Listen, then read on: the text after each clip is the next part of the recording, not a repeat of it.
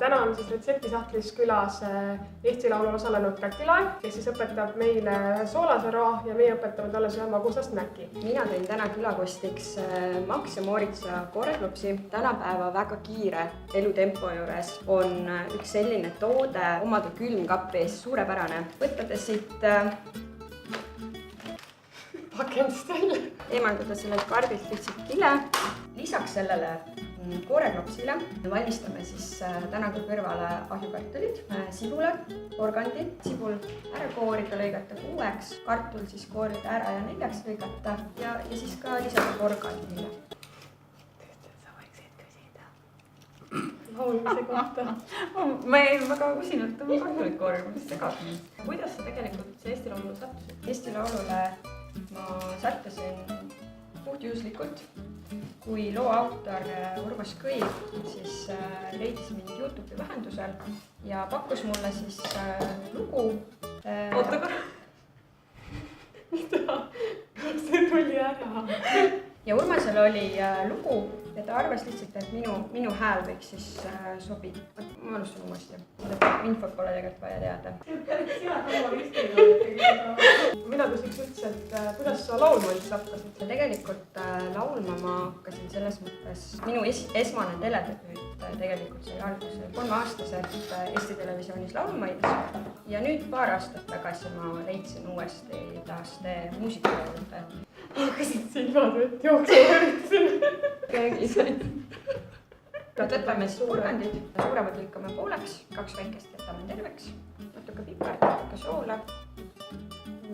Kooreklopsi paneme ka siia vormi sisse. Juhul kui nüüd ei ole plaanis teha kartulit või sibulat või porgandit kõrvale, siis saab selle küpsetuskarp panna lihtsalt ahju. Max ja Moritsa kooreklops siis koos ahjukartulite ja porgandi ja sibulaga läheb siis ahju 40 minutiks 160 kraadi juures ja umbes 15 minutit enne valmimist me tegelikult lisame sellele kooreklopsile ka ahukoort. On võimalus lisada ka kohvikoort ja siis paneme ahju. Miks ma eelistan seda toodet on kindlasti see, Max ja Moritsa kasutab peamiselt eestimaist toorainet. Aga proovime siis. Proovime. Kas kõige sobib vett ka jätti kõrvale?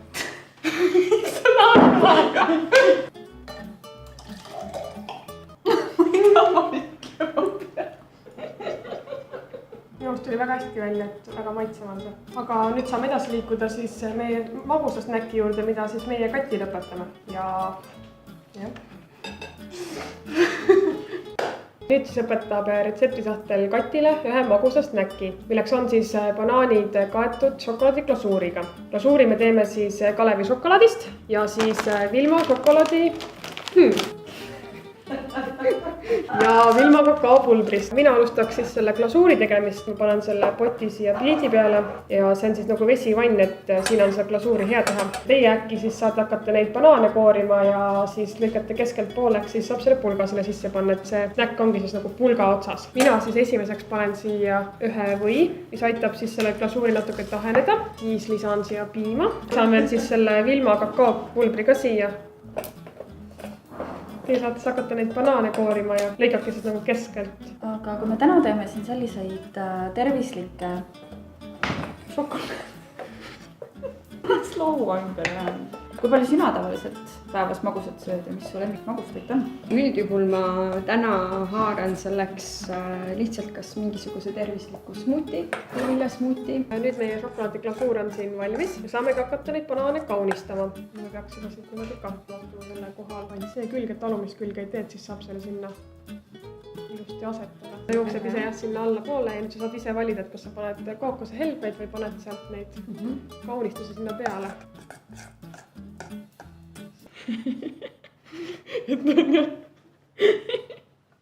Sorry. Niisugune eksimine. See on siis siuke tervislikum snäkk, et kes tahab, võib selle või ka ära jätta, aga selles mõttes see on hea, mis seda glasuuri niimoodi nagu koos hoiab. Kas sa oma tulevikuplaanidest meile ka midagi rääkida saad? Kui me nüüd muusikast räägime, siis on tegelikult, kuidas nüüd öelda,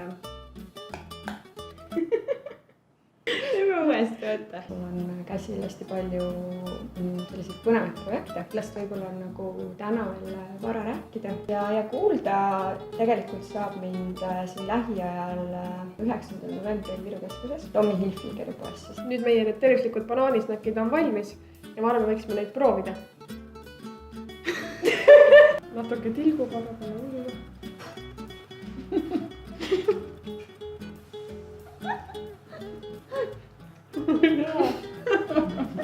aga väga maitsev on riksid jälle ära ja nii vähe ongi õnneks vaja. aga suur aitäh sulle, Kati, et sa meile külla tulid ja teie vaadake meid ikka ka järgmine kord. võib-olla see on liiga Kanal 2. suur aitäh sulle, Kati, et sa meile külla tulid aitäh teile kutsumast. ja meie tegemistega saate kursis hoida end siis aadressil retseptisahtel.ee. tere, Sabis!